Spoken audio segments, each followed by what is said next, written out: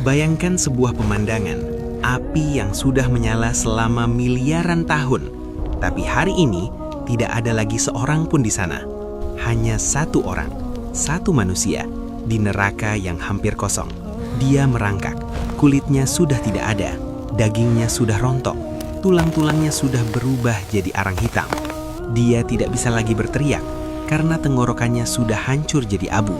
Dia tidak tahu sudah berapa ribu, berapa juta, atau berapa miliar tahun dia ada di sana. Dengan matanya yang kabur, dia sudah menyaksikan para malaikat datang berbondong-bondong membawa manusia keluar, satu persatu. Tapi dia tidak pernah dipanggil. Dan tepat di momen ketika harapannya sudah benar-benar habis, Allah, Sang Penguasa Arsy yang Maha Agung, mengambil satu keputusan. Keputusan yang membuat seluruh malaikat di langit terdiam. Hari ini, pintu neraka akan dibuka untuk terakhir kalinya, dan manusia terakhir itu akan keluar. Siapa dia? Bagaimana sepotong arang bisa kembali menjadi manusia? Dan apa yang akan Allah berikan kepadanya sampai-sampai dia berteriak, "Ya Allah, apakah engkau sedang bercanda denganku? Engkau kan Rabbul Alamin, masa engkau mau bercanda sama aku?" Tonton sampai habis, karena ini bukan dongeng. Ini adalah sabda Rasulullah Shallallahu Alaihi Wasallam yang ada di Sahih Bukhari dan Muslim. Ini bisa jadi kisah kamu, kisah aku, kisah kita semua. Hidup di dunia ini singkat banget kan? 60, 70, 80 tahun. Dalam waktu sesingkat itu, kena api kompor dikit aja kita sudah teriak kesakitan. Tapi kita sering lupa, ada kehidupan yang jauh lebih panjang menunggu kita di sana. Orang-orang beriman akan masuk surga. Tapi orang-orang yang banyak dosanya, mereka akan dilempar ke neraka untuk menanggung hukuman atas dosa-dosa mereka. Dan di dalam hadis yang sahih, disebutkan siapapun yang di dalam hatinya masih ada iman sebesar biji sawi, suatu hari Allah pasti akan membebaskan dia dari neraka. Tapi suatu hari itu bukan 24 jam waktu dunia. Satu hari di akhirat sama dengan 5.000 tahun di dunia kita. Coba bayangkan, kalau dosanya sudah setinggi gunung, berapa ratus juta tahun dia harus terbakar di sana. Di neraka yang penuh kobaran api itu, ada satu manusia. Waktu pertama kali dia dilempar ke neraka, tubuhnya besar. Di dalam hadis disebutkan, gigi orang-orang neraka itu sebesar gunung Uhud. Dan kulitnya tebal banget, supaya panas apinya terasa sampai ke tulang, supaya siksaannya terasa lebih lama.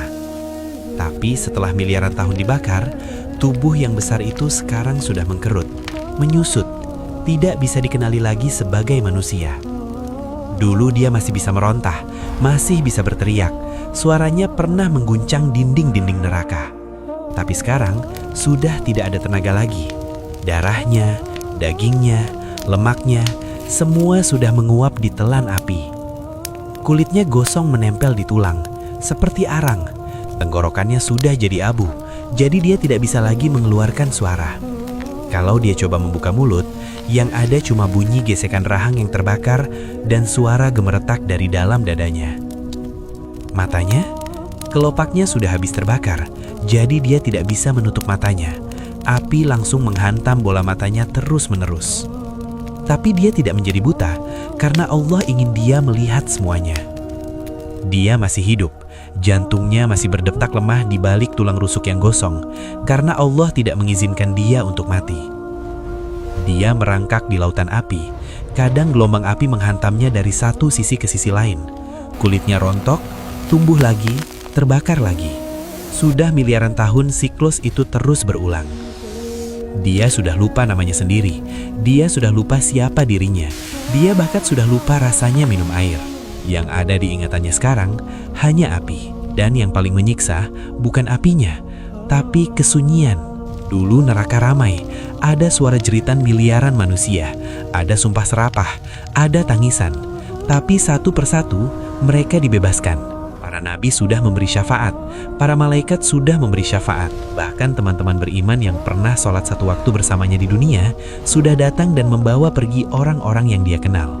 Dia sempat ingin mengulurkan tangan, ingin memanggil, "Bro, bawa aku juga, jangan tinggal aku sendirian."